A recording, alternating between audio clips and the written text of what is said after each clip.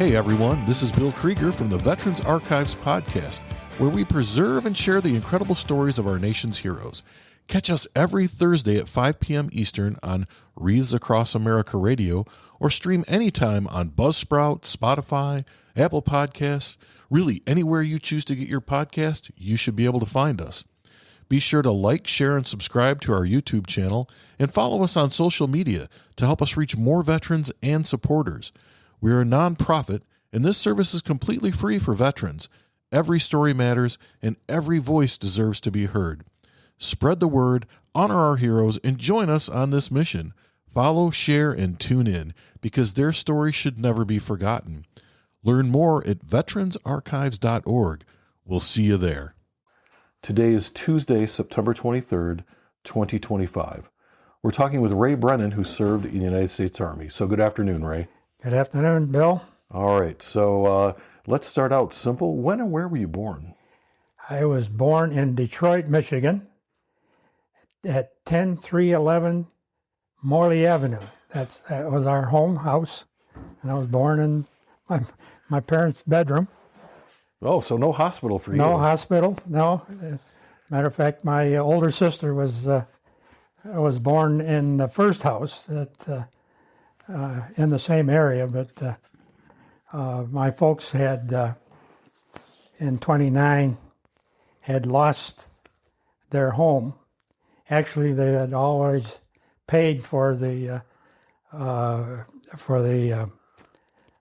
payment every month, and then found out that the owner, they were doing on a land contract, and so they found out that he wasn't paying the so they lost everything that they put into it, and they found this other home and about 8-9 blocks away, and so they bought that, and we lived in there till 1959, I think. Oh, so you grew up then on that street? I grew up there, went to school, Epiphany Parish. And all 5 of us went to Epiphany, and of course that was our school. Yeah. And Epiphany went to the 8th grade, so everybody had to find a high school. And my oldest brother, Terry, went to Detroit Catholic Central, and I think he started in 40, was it 40, 45, 44 maybe? Okay. Anyways, because he was in the service. And my brother Tom, he went in 47, and then I came along in 55. So they laid the groundwork for you then. Tom was 8 years older than I am, and Terry was 10. Okay. So, and I have a sister in between us, Sally Joan, and she just died. She was 90 years old. Oh. And she was born in the 31st of May, 31, 32, something like that. Okay. So, anyways, and then I came along, and my younger sister was born in 42. And there was a little story about that, because my cousin Jack Brennan was he was serving in the Naval Academy. Okay. And he got married during his senior year. Oh. And my folks were invited. And according to my mother, she said they were so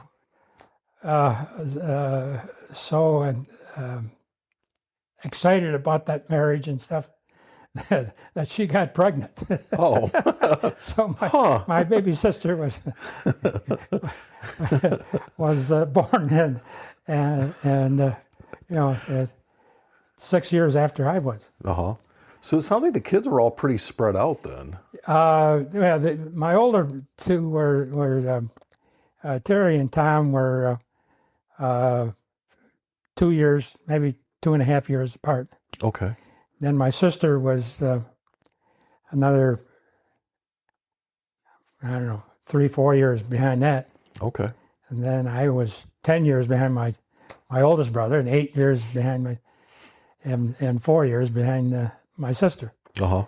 So, and then I'm 6 years older than my oldest son. So it was all spread out. Right. Now, I'm assuming you guys didn't really like play together then. I mean, you kind of were. Well, it was interesting because Brother Tom was, he loved games. Mm-hmm. And he would invent games and for the neighborhood. Oh, okay. And one of them was he had, I don't know, in those days we had rubber guns. Mm-hmm. And he made a rubber gun that was a machine rubber gun. In other words, it shot about 5 or 6. And of course, in those days we bought rubber tires. Uh-huh. And we cut them down, and that was their elastic for those things. Oh, you could really hurt somebody with that. So it was, yeah. There was, and some of the longer the rifle, the more sting it hit. Yeah.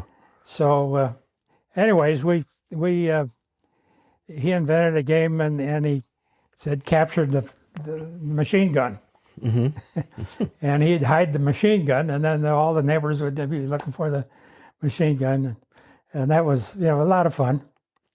And matter of fact, the church, there was I don't think it's there anymore. It's a Methodist church that was around mm-hmm. about a block away, and the minister, I remember his name is Oliver, and Justine Oliver was my age, so and they had a little lot next door to their house. Mm-hmm. And we'd go down there and play touch football and stuff like that. Anyways, the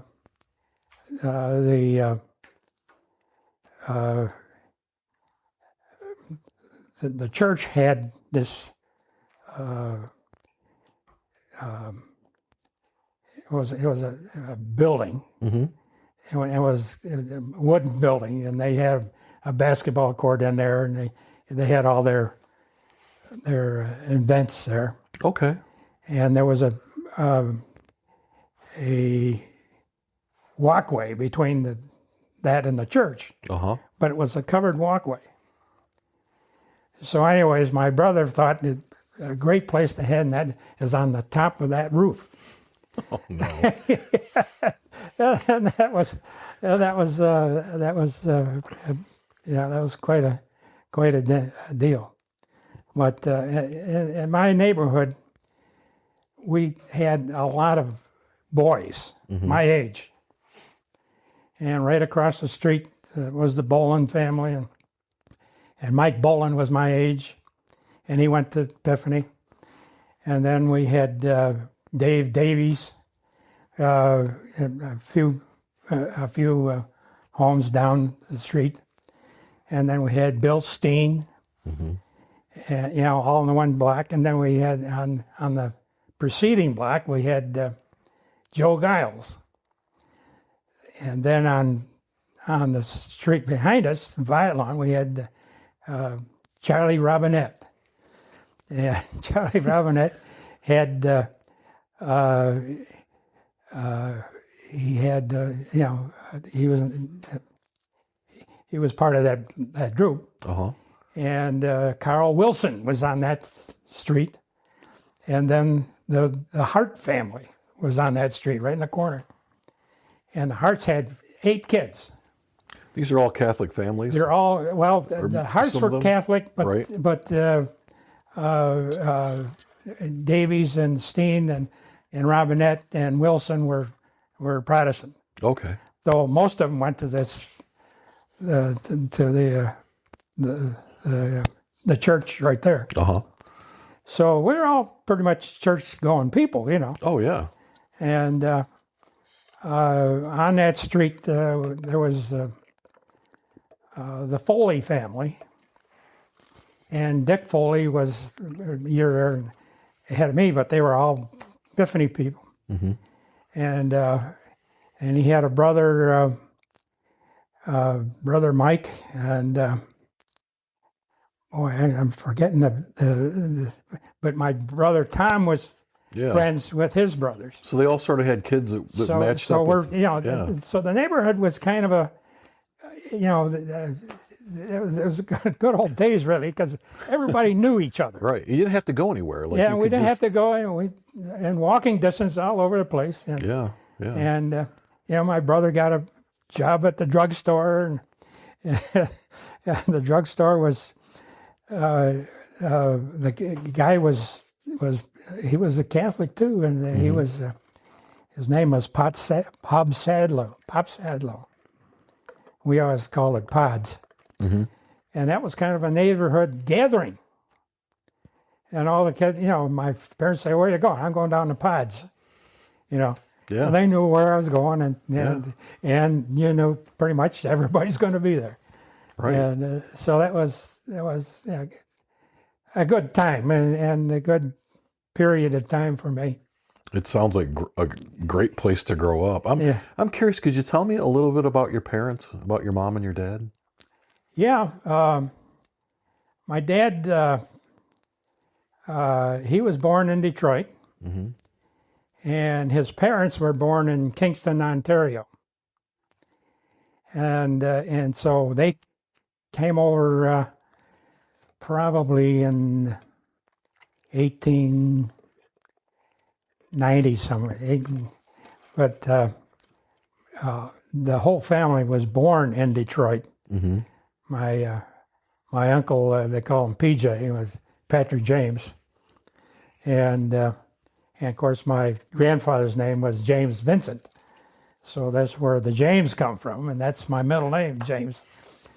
So, Irish family, right? Huh? Irish? Irish family. Oh, yes. And matter of fact, my grandmother, his name was Devlin. Mm-hmm. And that's pretty Irish, too. Yes. And both of those, their parents came right from Ireland, mm-hmm. and settled in Kingston, Ontario. Okay. And matter of fact, Lori and I went to Kingston and found a lot of the stuff, and the church is still there, beautiful church. Uh-huh.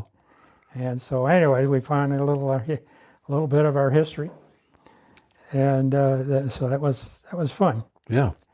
So anyway, that was there. So Kingston. So what did your mom do? What was it? How was she? My mother.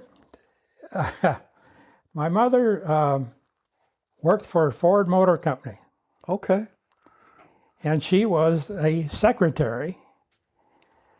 Boy, I wish I could remember, but it was Henry Ford's vice president, mm-hmm. and she was in the office where the vice president was there and Ford was there. So she knew Ford pretty well. Some people would say the secretaries run the companies. Well, it was, she took, what do you call it? Shorthand? Shorthand. Yeah. Oh, she could do that real good. And matter of fact, Ford was so impressed that when my folks got engaged, he gave my mother a ride in one of the boats, the what do they call them, the big. Oh, the yacht. Yeah, no, not the yacht, but the freighter. Oh, the big boats. The Ford freighter. Yeah. So she got to, I don't know where they went, but she got to, and I remember my dad had sent her flowers and stuff. It was really neat. And so anyways, when she got back, she got her sister a job. Mm-hmm. Actually, she got her future sister-in-law a job. and her name was Betty McGurn.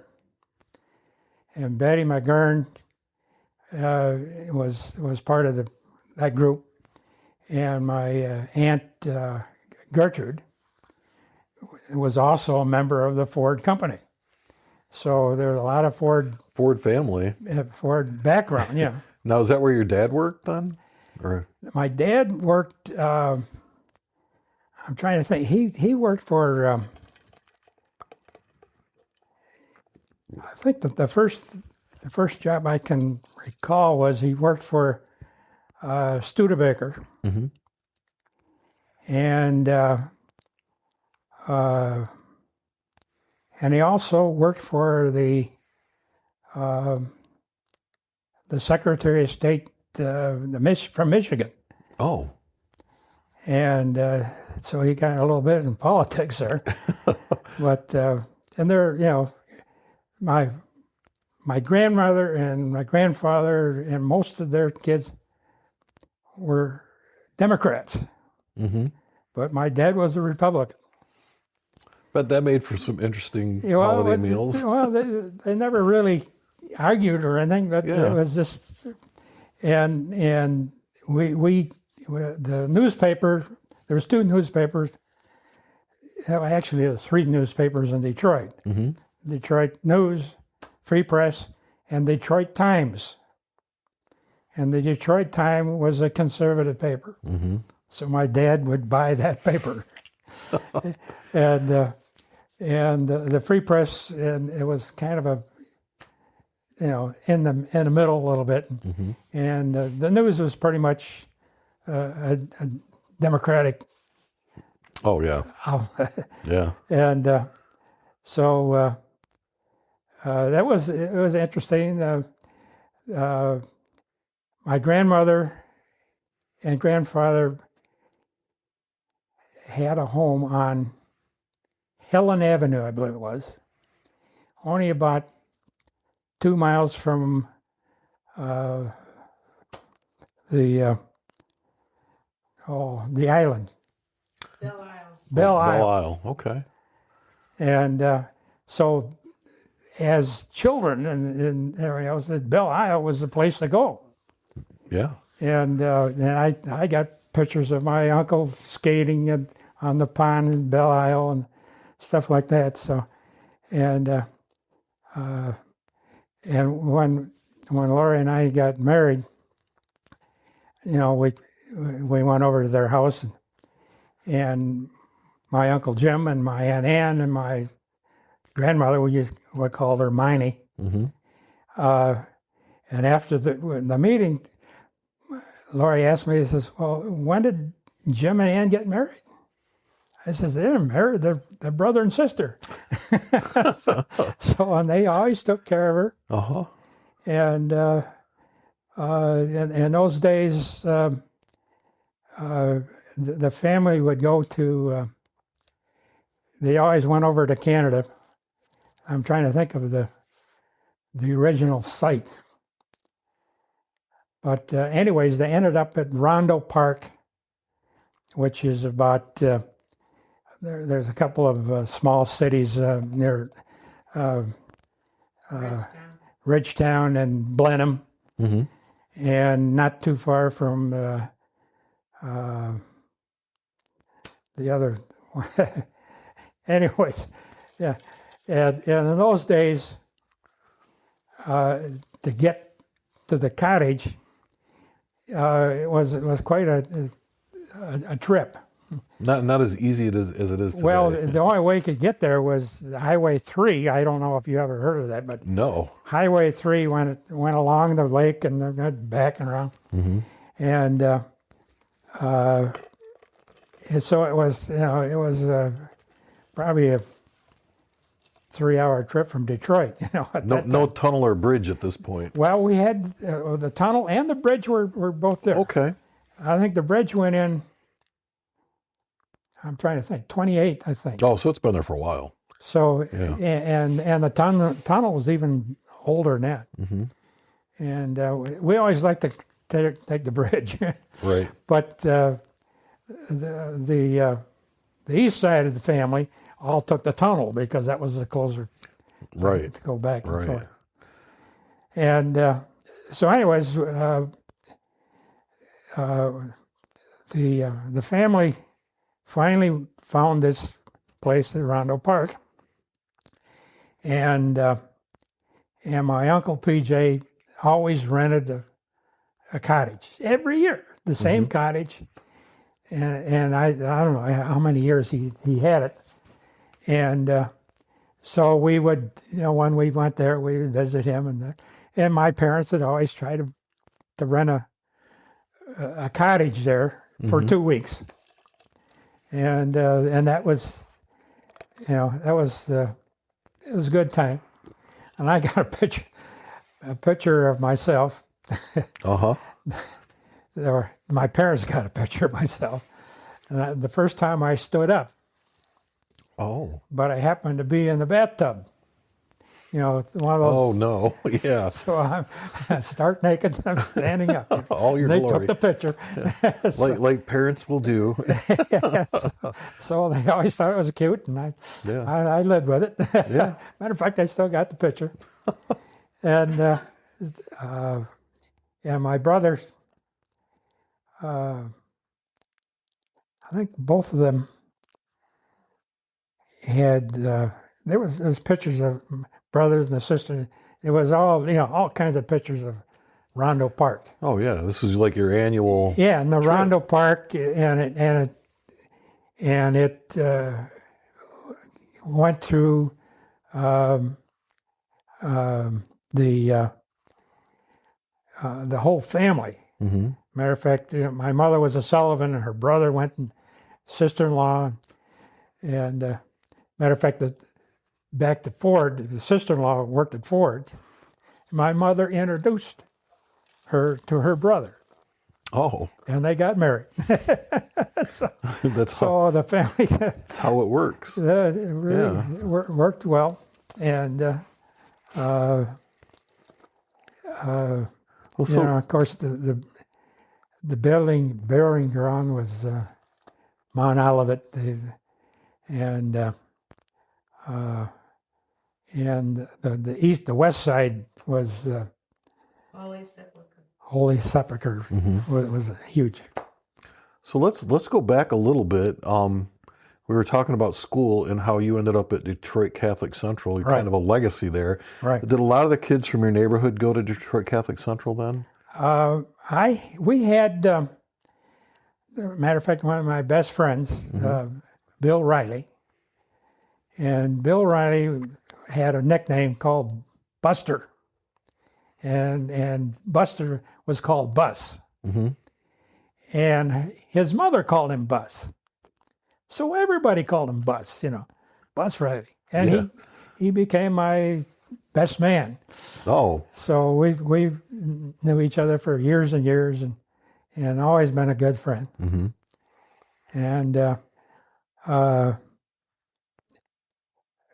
the neighborhood got together. A lot of the guys got together as we got older, and the Epiphany had an outdoor basketball court, and all the neighbors would show up generally on a Sunday afternoon and play basketball, Oh yeah. And there was another thing where we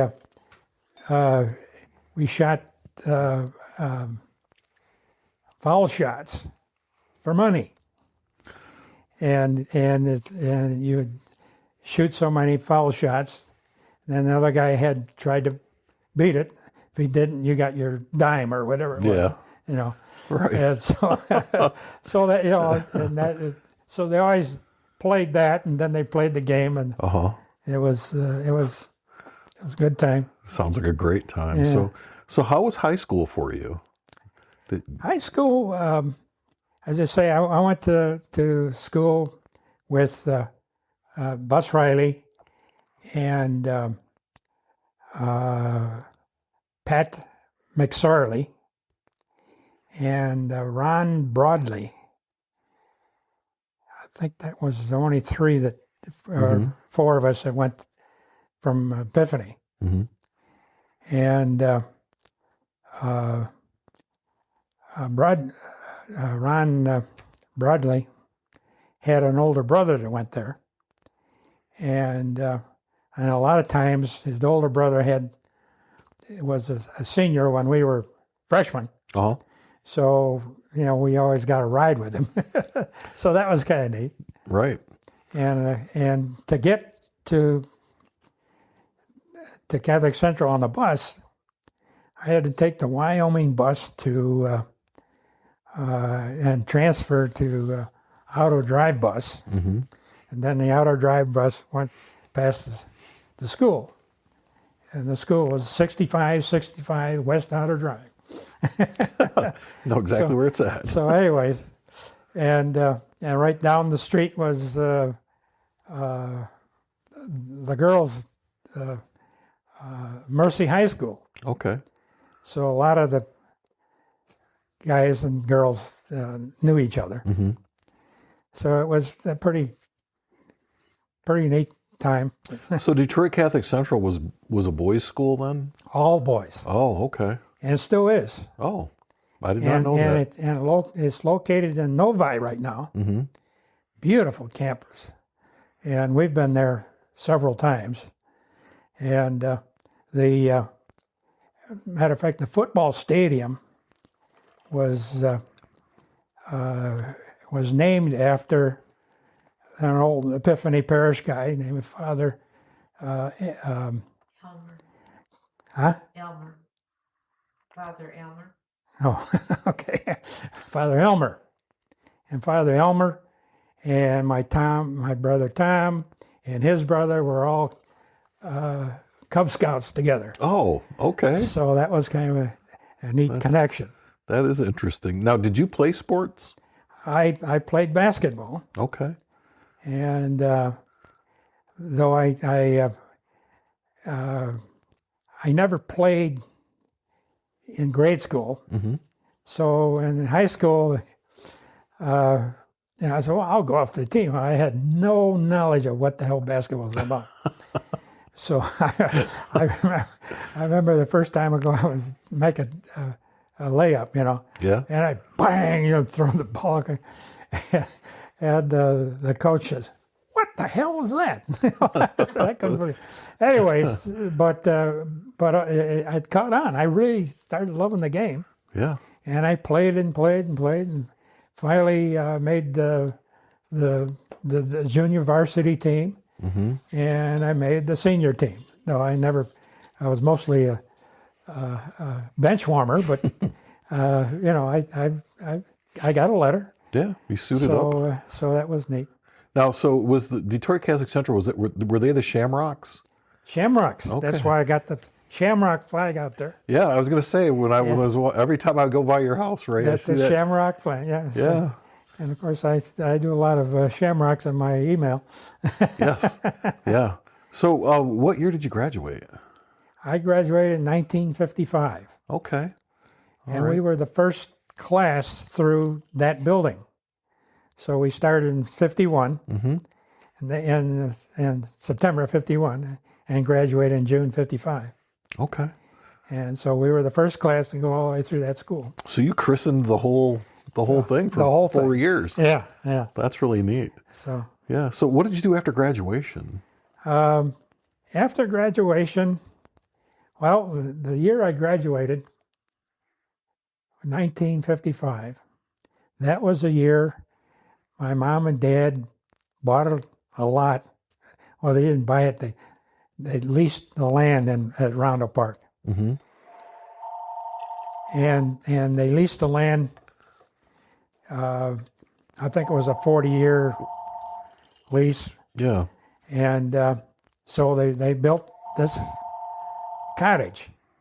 My dad pretty much designed it, Oh, okay. and because it was a 3-bedroom cottage, and and it had, one of the things it had was a porch on the side, screened-in porch. Mm-hmm. My dad loved that porch. He went out on Sunday afternoon and he'd fall asleep.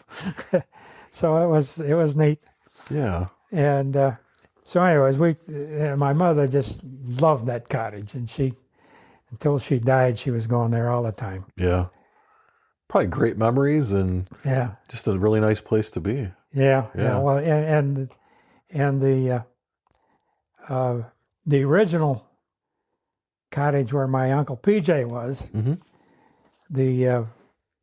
the shoreline was just beautiful. And sand all the way in. You could walk up to your knees, and it was beautiful. Well, where PJ finally built a cottage, Mm-hmm. where my parents were, there was a lot of rock, not stony, not rock, and so the beach wasn't quite as nice, and but you could walk in up to your knees and dive in. It was a lot deeper. Yeah. So and that way it was neat. You didn't have to wade out to swim. Right. So, and in that cottage, as you say, I was playing basketball a lot in those days, and I built a court right behind and we put in I think it was a 24 by 24 slab of cement, which we mixed our own cement, and two of my buddies. Yeah. And matter of fact, when we first went there, we had a bunch of guys, and we'd move a lot of sand, all with shovels, and we smoothed it out, and then we made this court. Mm-hmm. And I had a friend named Jerry Serpolowski, and his dad was a policeman. And the dad found some posts. Yeah. And he gave them to us, and I took the posts and I had them all welded together, and so that the basket would be about 6 feet away from the original post. And our friend Morley Avenue, right behind us, was a gas station. And the guy that ran the mechanic, he was a World War II veteran. And matter of fact, he drove a lot of motorcycles during the parades and stuff. So anyways, he welded this thing all together, and I rented a trailer, and we went up and put this thing in. And I dug a hole. Hell, I was 4 by 4. Yeah. And at least 4 feet deep. And we put the thing in, just filled with cement. And until this day, it's there, and it's not moved. It hasn't moved. So you could still go shoot some hoops there, huh? Yeah. So matter of fact, we would have Sunday afternoon games up there, and right next to our cottage was the Guyette cottage, and Ed Guyette was a guy. He's a party guy, He just every Saturday he'd have all his buddies over, and they'd sing songs all night long, Anyway, and then Sunday afternoon, they all, there was a bunch of guys who know how to play, and they all get around and we'd have games of basketball. So it was. Wow, that sounds like a lot of fun. So it was a lot of fun, yeah. And so we, and then I had my friends would all come over, and they'd stay at my place, and then, so it was neat. Yeah. And we had two guys that played college ball, and so we're pretty good. So you put this all together after high school, then? Yes. That's when your parents built the cottage? Well, yeah. Yeah. Because it was the year I graduated. I spent most of that summer painting the cottage. Yeah. So They put you right to work. Outside painting. Yeah. Yeah. and and doing some yard work and stuff like that. So did you go to college that fall then, or? That's interesting because I had registered for University of Detroit, Mm-hmm. and 1958, my dad died, and at that time everything just changed. Yeah. And I was, as a matter of fact, my mother and I and my younger sister were the only ones left at the home, and so I had to help, with Right. with the bills. So from 55 to 1958 though. Let's take a quick break. Hey listeners, we need your help to keep the Veterans Archives podcast going. We're a nonprofit dedicated to preserving the stories of our nation's heroes, and we provide this service completely free to veterans. Your support helps us record, share, and archive these incredible stories so future generations never forget the sacrifices made for our freedom. Every donation, big or small, makes a difference. Visit veteransarchives.org to contribute today. Help us honor their service by ensuring their voices are heard. And thank you for your support, and thank you to all the veterans who have served our country.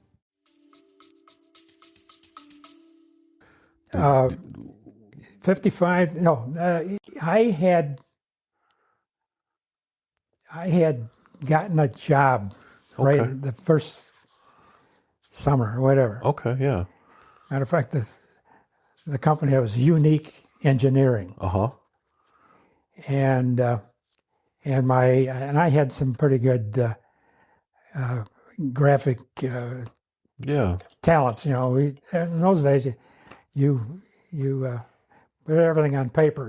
There's no computer. Right, no computer-aided drafting back then. It was all on like onion skin paper is what they call it, isn't it? Yeah. It was, and so I was there for a while, got laid off, and then this is between the between 55 and 58. Okay. And then you had applied to the school, but then your father passed away? Well, I had applied before. Okay. So, but my sister was after me. Hey, you gotta, Yeah. So okay. But anyways,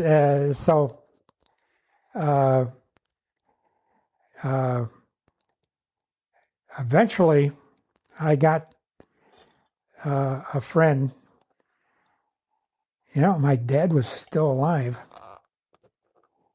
when I got a job at Detroit Edison. Okay. And I think he had a connection or whatever. Mm-hmm. And though I don't know if it helped much, but but I got in. Uh-huh. And matter of fact, I started out in graphic arts department. And in the graphic arts department, I was a typesetter. And we hand set type. Yeah, and everything had to be tight and Yeah. Yeah, I know what you're talking about. Yeah, there was, you had to lock the things in, and you take prints on a roll over the. Yeah, the platen. Yeah. Yeah. And so it was all done by hand. And I remember some of those guys that I knew in those days. And the friendship just disappeared after a while. But Yeah. Now, how long were you at Detroit Edison then? I was at Detroit Edison. Well, I went. You got drafted. Yeah. Well, I got drafted, but they did mapping, and if somebody bought a lot somewhere in the suburbs, Mm-hmm. they wanted to know what the address of the street's going to be. Right. So we gave them, we knew the numbers and stuff, and I said, well, how do you like this number? And that's the number they had. So that was kind of neat. And from there, I always liked to build stuff, Mm-hmm. and I pretty much self-taught. And matter of fact, the first thing I bought on, I think, I might have been on what do you call it when you buy something on time, Oh, yeah, with credit. credit. Yeah. And I bought this beautiful saw Mm-hmm. and a big, heavy thing. I still got it. And it's, I think I paid $300 for it. And I just love that thing. Yeah. And I built my sister Bedroom outfit. a what? A bedroom outfit. Oh, that bedroom outfit, Dresser a dresser and stuff, big Yeah. thing. I had nothing about, but I read books and I did stuff. Got it all figured out. I figured it out, Yeah. and I don't know what happened to that. I think they sold it. So what year did you end up getting drafted then? I got drafted in let's see, I was in. Was it 1959 or 60? And that's part of the story, because Yeah. I got drafted, and I left Edison, Mm-hmm. and the family was going to go to Rondo Park and say goodbye, Right. Have a big going away party, right? Yeah. And and I had purchased a 1958 Chevy convertible, Mm-hmm. Impala, and I just loved that car. Well, on the way to that thing, we got in an accident. Oh no. And as a matter of fact, I had, in those days, Edison was selling seat belts, Uh-huh. and I bought one, and I had this seat belt on, but it doesn't have the shoe. So, Right. so when the guy hit me, he hit me. It was a rainy night, and his car was going sideways, Uh-huh. and I couldn't hit him. So anyway, I hit him, and I took a bite out of the steering wheel. Oh. I lost a couple of teeth. So anyways, but that was another part of the old Another adventure. story. And Yeah. so, I think, Didn't that keep you out for a little bit? well, see, I had to go to the dentist and all that. Yeah, you had to wait till you were all better, so, right? So I was better, and so I didn't go back to work. Mm-hmm. But my brother Terry says, well, he says, I've got a second car you can have or can use. Yeah. He says, but on condition that he had bought this old yacht, Mm-hmm. and it needed a lot of work. So he hired me to work, and I sanded it. And it was mostly a wooden boat. Yeah. And I worked on that all summer long, and so he paid me to do it. And so I never went back to Edison. Right. And then finally, I had to go into the service. Mm-hmm. And so I think after several going away parties, You finally. every time I was a going away and I went down, and I never could pass the test. Oh no. Yeah, I was blood high pressure something. Yeah. But I was pretty well feeling. So anyways, I went to my doctor, who happens to be the physician for Catholic Central Football, Mm-hmm. and good friends of my brother Tom. And a matter of fact, I think was it one of our church was born with Oh, Dr. Ronan. Ronan. Well, now actually he quit or retired. Oh, Remember Dr. Ronan? yeah. And then he went and worked at a steel mill someplace. Anyway, but they were good friends, and I remember going to him. I says, I don't know why my blood pressure, and he took me. He says, you're all right, and he says, hey, do you want to get out of the service? I says, no. I says, I ain't called. I'm going to do my duty. Right. So he says, okay. He says, so I went back, and they never did get me a good. I went back again, and I, just part of the excitement or something like that. So, anyways, we got on the train and went to Fort Knox. And I had my basic training there, and the MOS. You know what that is? That I don't. MOS. Oh, your military occupation. Yeah. Yeah, your MOS. Yes. Yeah. Okay. Anyways. Yeah. And it was printing. And so, instead of, and that was the time when Cuba was, the Cuba crisis was happening. Yeah. So, the sergeant says, well, all you guys are going to go to Cuba. And oh, shit. Anyways. They like to tell you that stuff when you're in boot camp, don't they? Yeah.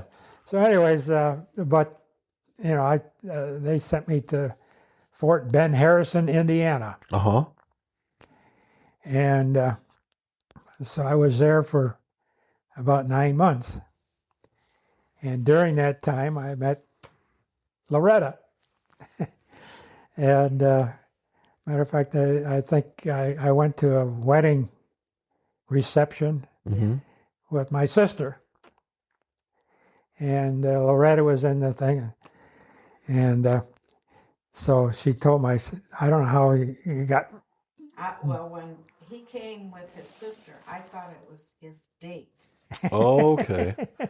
Anyway, so was your sister not your date? No, it was that date. Right. It was somebody else, but it was my sister. Anyways, so we finally made connections, and after the reception, everybody went to the local bar. I think I was, and so we were there, and she's driving her car, and I was driving my car. So, anyways, we met, and I said, we're getting pretty close here. That's kind of neat. Yeah. So, anyways, I said, well, you're going home? She says, yeah. I says, well, I'm going to follow you home because I want to make sure you get there. so anyway. The oldest trick in the book. Yeah, well, Ray. yeah, and she swallowed it, Yeah. Anyways, so we got there, and I think I had our first kiss there, and that was kind of neat. So, anyways, then we decided, well, we're going to start dating, and of course, I was in the service at the time. Right. Now, how far was Fort Benjamin Harris from where? It's about 4 hours. Yeah, 4-hour drive. Yeah. Okay. A little over 200 miles or something like that. Yeah. He came home every weekend. Every weekend. Of course you came home every weekend. I came home. My love of life was there, Right. So anyways, that was that was kind of neat, and I remember, I think it was over a holiday or something like that, that I introduced her to Rondo Park. So we were there, and so that was kind of neat. Now, what were you doing? So you were assigned. Your MOS was printing. Yeah. So what were you doing in Indiana? what kind of work were you doing there? That was interesting. Yeah. Because I didn't know how to with the big printing machines. I never used them. Right. So they said, well, you can work with this woman that runs the printing. And she made me, when the print was all done, you had to wrap them up and send them. Well, I was the guy that wrapped them up. So that was your job. So I was wrapping up stuff and sending, sending out to the rest of the plant, I guess. I don't know where they're going. Well, and how long were you in the Army then? Until I was there almost 9 months when I got my orders to go to Fort Bragg. And I remember, one of the guys, I think it was a sergeant or something out there, and he says, oh, geez, you got 9 months, and you're almost a short timer already, Right. So he tried to keep me there, but he couldn't. So anyways, I had purchased a car that I had gotten the money from the car that was in the crash. Yeah. I think it was $800.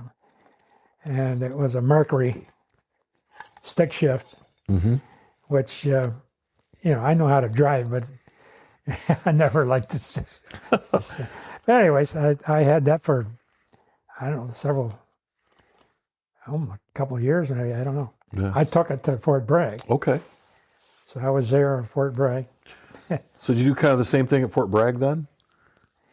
No, I was put into psychological warfare. Oh, okay. And psychological warfare, again, I have no idea how to run a machine. And, but I had a little talent of making with wood or something. Yeah, working with your hands. And so I made a model of the printing plant and stuff like that. And I remember this, I can't remember his name, but became a good friend, a black kid. And he was an artist, So whatever I did, he painted it. Oh, some guys made a good team. So we were a good team. Yeah. And pretty much that was my job at and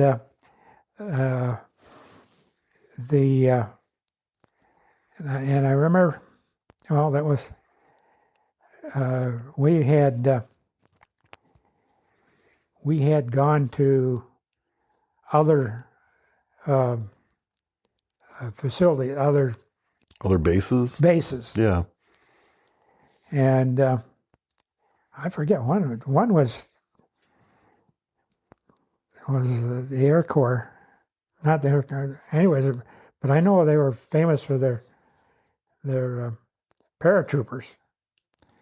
Now, Bragg was the 82nd. Right. So this must have been 101st or something. Down at Fort Benning? Yeah. Yeah. But anyways, we were there, and the local the guys would put us up. Yeah. But no, we went to a hotel. It was a hotel. Okay. But the hotel wouldn't let this black kid in. So they were able to, one of the Army personnel, he would stay there. But of course, those days they were still segregated pretty good. Yeah, that was kind of rough. Yeah, it was. Yeah. And, so I remember that pretty much. And then, so how long? So you did that for another, 9 months then? Yeah, well, until I got out. So okay. Got out in '64. Yeah, I got out. Now, were you still dating, or had you gotten married by this time? No, we were still dating. Okay. And so I I would come home every so often, a week, and Fly home. huh? You used to fly Well, home we had flight home, yeah. on standby. Flew into what's the Willow Run. Willow Run. Oh, yeah, Willow Run Airport. Yep. Yeah, we flew into Willow Run. Flying military standby, right? Something like that. Yeah. I can't remember, but Yeah. Cost I think too that's much. yeah, I think that's how they did it back then. and it was interesting time. Oh yeah. So you got out in 1964, and then what did you do after that? I went back to Edison, Okay. and that's when because I got out of Mm-hmm. the mapping and went over to graphic art or the model shop. Mm-hmm. And of course, model shop, I just kind of loved that. Yeah. But I wasn't trained. I mean, I didn't have a lot of the training, so I learned a lot of stuff when I was at the model shop, Mm-hmm. and I met some good friends there. And the model shop moved out to Livernois. I don't know what they call it, campus, but Livernois. Yeah. And that was, they had the big shop, and it was really kind of neat. And that was one of the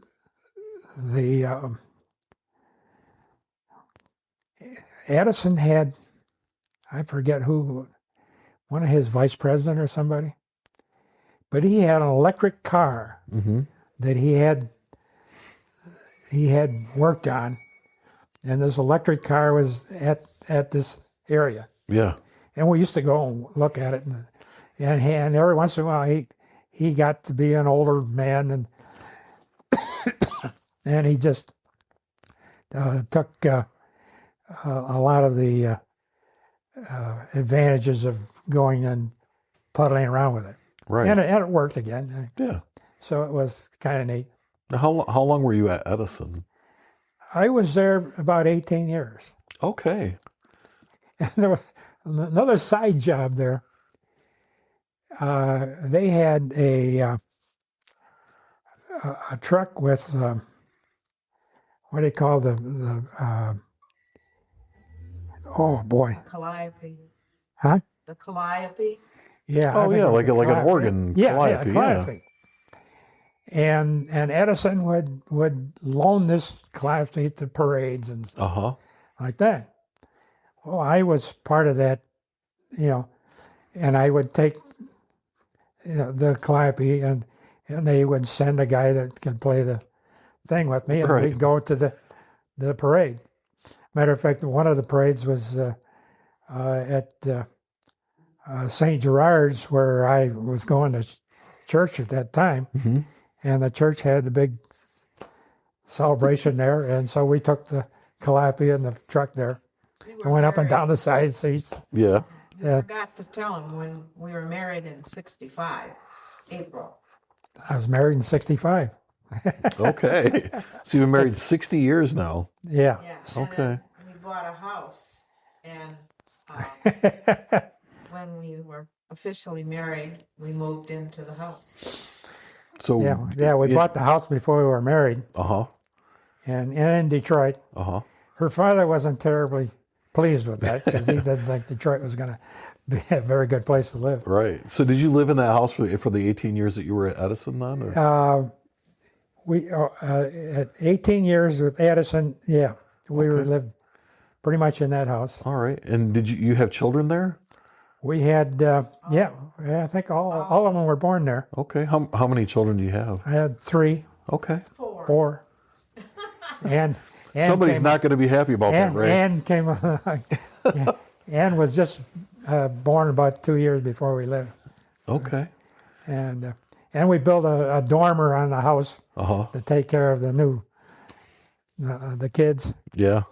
and At the time, though, the neighborhood was changing, yeah, and Yeah, we had our first black neighbors who moved right next door, and they were neat people, and I think they had a little daughter or something, and Lori would take care of her, and it was kind of neat. So, and our good friends, the Sherivellis, were down the street, and we used to go to their house and play pinochle, I think it was. Yeah. And the guys would cheat like hell, and they still lose. That's how it goes. That's how it goes. Anyway, all of a sudden, oh, I got this full house. What the hell? Or I got double pinochle. Right. Anyway, so that was fun. It was a good time. And they remained friends for years. So how old were your kids then when you moved? Were they? Yeah, Ann was 2. 2, And Bridget was 5. And Bridget was, 5. RJ Was 6, and Katie was 7. Okay. And when you left that neighborhood, where did you go from there? We went to East Lansing. Okay. And the reason we went.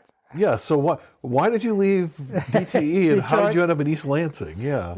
Well, my brother, Tom, had begun a new law school called Thomas Cooley Law School in Lansing. Oh. And he was the one, he was the founder, he was the founder of that school. And they had purchased a property, but in the first 6 months they outgrew the property, and that was on Grand Street, I think it was. And so he purchased the Masonic Lodge in the old building, and it was in terrible repair. But it was big. That's what he needed. It was big and it was a building. Yeah, right? It was a big and a building, and he was just, we're getting all kinds of students. And the neat part about Cooley Law School is that they had 3 terms or 3 classes, and each class had its own. In other words, if you went to the morning, you graduated from morning, afternoon, and then evening. Well, then he started a weekend class. and he got them all over the United States. Came in, and of course, Cooley was tough. It wasn't a terribly tough school to get into, but it was tough to get out. In other words, he hired a lot of good professors. And so the school rocketed, and we finally got what do they call it? Certification. Certification. Right. And so we got the certification, and we. Now, what were you doing at Cooley Law School then? Well, at the beginning, I was the only one that took care of the property. Oh, okay. So I hired the janitorials, and of course I hired the companies to do all the electricians and the plumbers. So you were the facilities supervisor manager. Yeah, then. Okay. And after a while, I took over the purchasing department, and so I was kind of doing everything for a while. Well, what was it? What was it like to watch that happen? Because Cooley's a big deal, and so you got to see it from when it wasn't a big deal. Yeah. Right. So what was that like for you to see that happen? Well, of course, we grew as we bought the old J.C. Penney building. Yeah. And we made that our library. And the building that we call it the center building now, I don't forget what the name of it was, but it was, my brother wanted, it was a 14-story building, and it was a cheap building. And my brother said, "Oh, I got it. That's location and everything. Right. It was really nice. And the building would go, and you could get in the middle of one of the floors and jump up and down, and you could feel it move. Oh, yeah. So it was a cheap building. Yeah. So anyways, it was only 8-foot ceilings. Mm-hmm. And very little room to put any kind of ventilation system in. Right. So I, brother and I sitting there thinking about it. And I said, maybe if you removed the floor above and make that one floor, we could have, enough room. And he started thinking about it, and hell, why don't we do that for the whole building? I said, we could do that. Wow. So we made a 10-story building out of a 14-story building. You lost a few floors. And of course, all real new, all steel work. Yeah. I mean, we completely gutted it. Took all the outside. All the infrastructure and all that out of it. Yeah. We took everything. It was pretty much a brand new building. Yeah. And our architect was an old friend from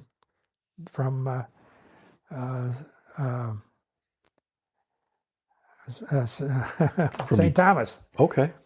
And my brother was a good friend of him. And matter of fact, that architect had designed the St. Thomas Church. So he was, and so anyways, we got together and it became a real project. Yeah. So and his name was Bernie Mayotte. That his son was just a new architect. Yeah. Newly minted architect. Yeah. But he was quite talented. Uh-huh. So anyways, Mike and myself would get together and we would make sure that this got together and made. And so he was quite a friend after a while, because we really had to get together. And in those days we had a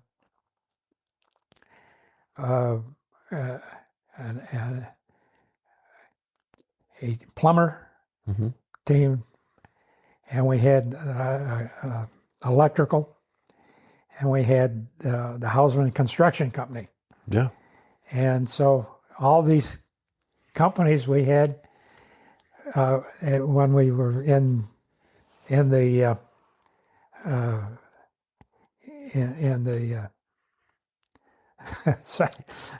new building there? Yeah. The old building. Yeah. In other words, we got friends with them at the Masonic Temple. Right. So we just carried all that stuff over. And I'm sure they were happy to have the business. That's Houseman. Matter of fact, he was so happy, and we paid our bills every month. Right. And in those days, they were lucky to get money in 90 days. Yeah. Yeah. And That's true. so anyways, he would give us a 10% discount. Every time we gave him a bill, he'd give us 10% off. And it happened that the Dard people, the plumbers, would do the same, and the electrician would do the same. So so every bill we got, and we paid them every month. Yeah. And they gave us a 10% discount. That's definitely worth it. So that worked pretty good for both, actually. Because they all got paid every month. Now, did you stay at Cooley right up until you retired then? Yes. Okay, so you were there a long time. Yeah, the day we opened that building was, or the year, I guess, the 2000. We had a big celebration, and it was black tie. You know, it was yeah. really neat. And we have, matter of fact, we got pictures of all our kids and their spouses and stuff. So it was really neat. Where did the name come from? Thomas Cooley. Thomas Cooley was a Supreme Court justice of the Michigan Supreme. Easy for you to say. We've been talking for a long time, Ray. So, Take a drink, Ray. yeah. We've been taking a long. You need some more water? So Thomas Cooley Law School got its name from a Michigan Supreme Court justice, then. Yeah. Okay. As a matter of fact, he was connected to the federal government, and his big thing was the railroad system. Okay. So he was part of that design and all for the federal railroads. So his family was happy to lend his name to the law school. Yeah, because there were still some people left, Right. and Yeah. the first party we had when the school was being new, as we had Raymond Burr. Oh, Raymond Burr, Raymond Burr. old came- Ironsides. Yeah. He gave a speech at the initial. How cool is that? And matter of fact, Lori and I were talking to Raymond, and he says, "Well, if you ever get to Hollywood. huh? To Los Angeles. No, to the Brennans, breakfast at Brennan's, Oh, okay. and Los Angeles. no, New in Orleans. New Orleans. Uh-huh. And we talked about it. He says, "You ever get that's the greatest place in the world." And he's, well, we never did, but it was, It's never too late. yeah, It's never too late. but he highly recommended it and stuff like that. So he was a neat guy. And So your family got to basically grow up in East Lansing then, and did you stay pretty much in the same neighborhood the whole time? No. Our first house was. oh yeah, well, we moved to our first house. This is our second. Okay. So and But you raised your family at the... everybody was We lived on 1551 Greenview yeah. Okay. off of Harrison. Yeah, Okay. but I think when we moved here, 1990. they were all. I think they were all in college, or they all are gone. Oh, okay. So they So we were pretty much kind of empty nesters when you moved. empty nesters when we first got here. Okay. Okay. That makes And, sense. And in those days, Walnut Hills had the women's tournament. Yeah. Was it the Buick Open that they used to Well, have? Buick Open was in Grand Ledge, I believe. Oh, that. But I forget what the. I think it was. I forget what it was. I forget what it was, but one of those car companies, I think, sponsored it. But Oldsmobile. yeah, the Oldsmobile. Yeah, it was Oldsmobile Classic. Yes. Yeah. Yeah. Yeah. Now, is this where you met the Popoffs? Was it Walnut Hills? No, I can't. I think her dad Yeah. was a member of the what's the club that all The boating club? Was no, that? No. well You're talking about your wife's. Yeah. Yeah, Dan. her father was a member of the football thing.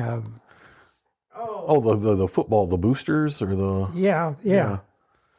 But they meet during the season.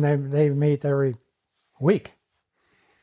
And her father, I think, was a high monkey in that Okay, and that's... Papa. Yeah. Yeah, because she remembers you guys from when she was a lot younger. Yeah, yeah. She And does. so she was, Well, she was good friends with Brian too, right? Yes. Ryan Birch. Ex-son-in-law. Brian Birch. Yep. Okay, so that's how she knows you. It could Okay. be, but I'm sure that her father was Yeah. in that. Shoot. You'll think of it after we're done talking. I'm sure of it. So yeah. So you came here. You worked for. You basically helped build Cooley Law School, which is just amazing to me. Yeah. I want to ask you another question though, and I'm going to get this all wrong because I saw this a while ago. But in your office, there's a picture on the wall from, I think it's a newspaper article about a watch or a ring or something. That was your grandfather's watch. Yeah, your grandfather's watch. Oh, What's the story about that? well, as I told you that both my grandparents were from Kingston, Ontario, Yeah. and my grandmother was a Devlin. Her father was the original fire chief in Kingston, Ontario. Uh-huh. And in those days, he was what they call him a taxi driver. Mm-hmm. Well, a taxi was horse and drawn Right. buggy, Wasn't a little yellow car. Yeah, and they and because he knew the neighborhood, he knew the whole thing, that he was a volunteer fireman. Mm-hmm. And then pretty soon they made him the fire chief. And in the later days, they had a building that the fire chief was there. Mm-hmm. And of course, the bottom floor was where they keep the horses and stuff, and the upper floors is where the people lived. Right. And that building's still around. And matter of fact, when we went to visit Kingston, we took a tour through that building. So Oh yeah. it was Tell him how the So- watch came about. Yeah. How did he lose his watch?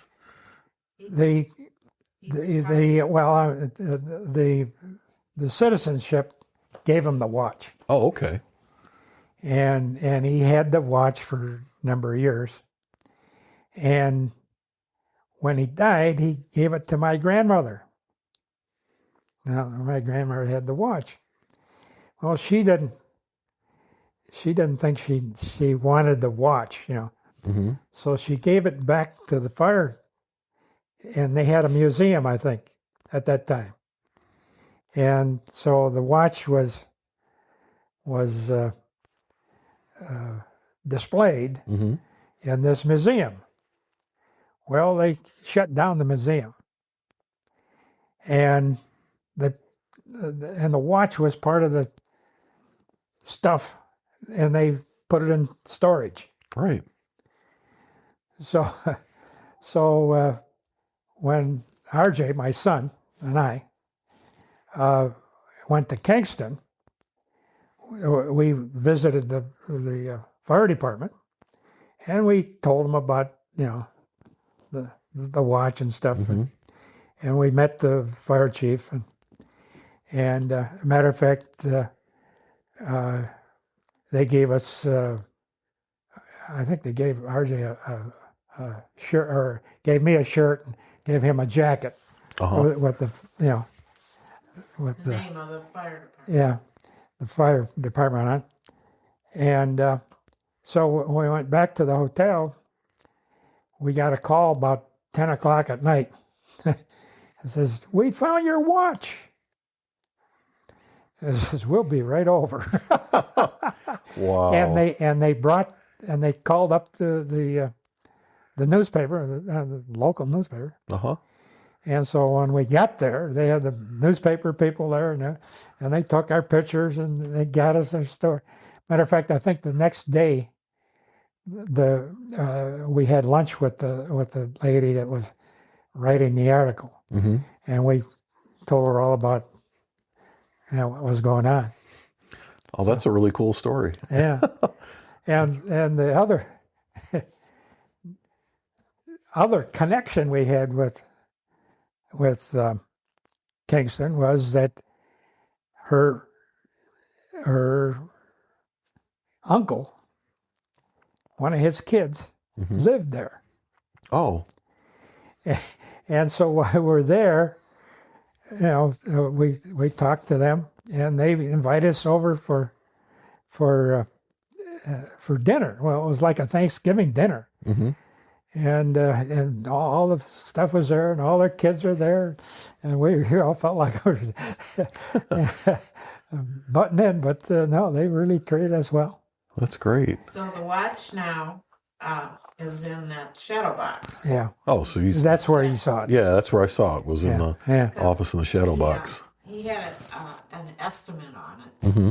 and I think it was worth what, $800. But he wants to keep it. We were going to try to get it to run again, and we probably could have, but we had to send it away. Yeah. I says, I'm not going to take That's that. a little true. That's a little risky, isn't it? Yeah, I'm not going to take that chance. No. And RJ put he says, when Dad goes, watch is mine.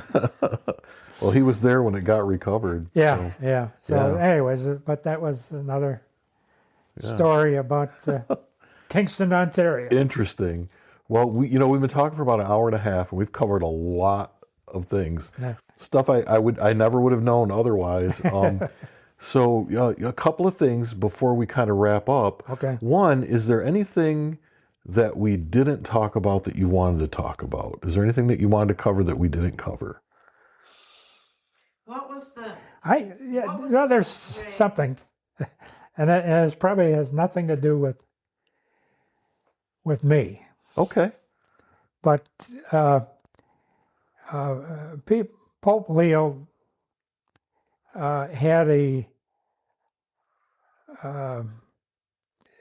did a commentary on Charlie Kirk. It was just a beautiful, beautiful thing, and it lasted maybe a half an hour, anyways, or maybe better. But he did all the things about Charlie Kirk, and he brought in the fact that people are not going to church anymore. Mm-hmm. And he says, Charlie is responsible to get people back to church. And that was a beautiful tribute. And I'll never forget that. But anyways, that was... Well, that sort of leads me to my final question, really, and that is, when people are watching this or listening to it, even years from now, what message would you like to leave them with? Well, I'm always a believer in heaven, and you got to save your soul to get into heaven. And I think that people are not doing enough to get there. Mm-hmm. And I hope I am, but I don't know. So we continue to go to church and do our daily prayers. As a matter of fact, I got a St. Anthony thing that I do daily prayers there. And so anyways, I just hope, and I'm concerned that, that somehow we're all going to get there. And so that's my promise and hope. So anyways, if we, and if everybody meets in heaven, that'll be wonderful. I agree. Yeah. I agree. Well, thanks for taking the afternoon and talking with me. I really appreciate it. Okay. I hope it was worth it. It definitely was, Ray. It was. Okay. That's a wrap for this episode of the Veterans Archives podcast. We truly appreciate you taking the time to listen and honor the incredible stories of our nation's heroes. Don't forget, you can catch us every Thursday at 5 p.m. Eastern on Wreaths Across America Radio, or stream past episodes anytime on Buzzsprout, Spotify, Apple Podcasts, and as I've said before, any place you can find a podcast, you can find the Veterans Archives podcast. If you enjoyed this episode, please take a moment to like, subscribe, and share our content on YouTube and Facebook and TikTok and Instagram and across all social media. Every share helps us reach more people and preserve more stories. The Veterans Archives podcast is a nonprofit initiative, and our mission is simple: to give veterans a voice and ensure their stories are never forgotten. This service is completely free for veterans because their sacrifices deserve to be recognized and remembered. You want to help? Follow us, spread the word, and if you know a veteran with a story to tell, send them our way. Visit us at veteransarchives.org to learn more about how you can get involved. Thanks again for tuning in, and most importantly, thank you to all the veterans and their families for their service and sacrifice. Until next time, take care, and we will see you on the next episode of the Veterans Archives Podcast.